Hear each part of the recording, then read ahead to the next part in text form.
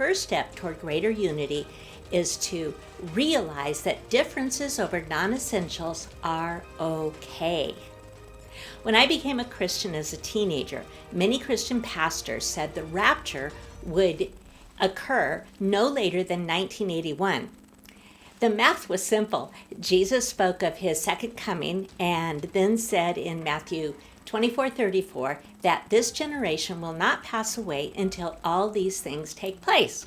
Many Christians concluded that a generation was 40 years, and they considered Israel's reestablishment in Palestine in 1948 to be the beginning of that 40-year generation.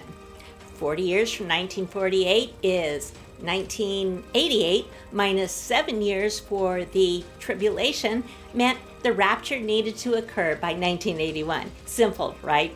Some pastors we respected taught this fervently. The first time I really understood there were other views was when my husband attended seminary and studied eschatology.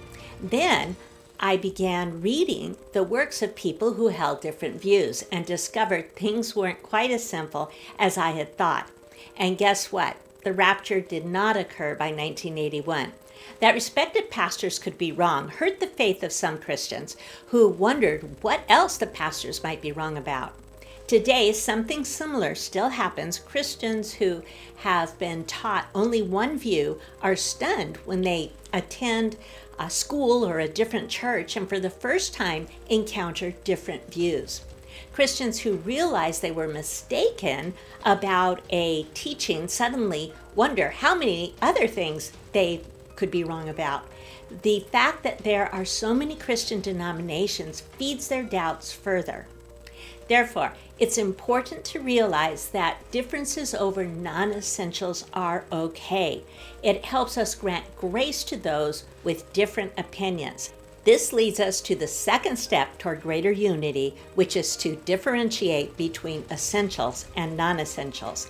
The main things are the plain things, and the plain things are the main things.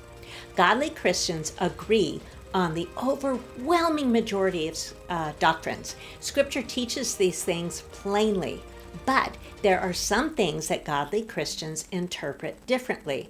That's why we must discern between essentials and non-essentials. How do we do this? First, know the essentials.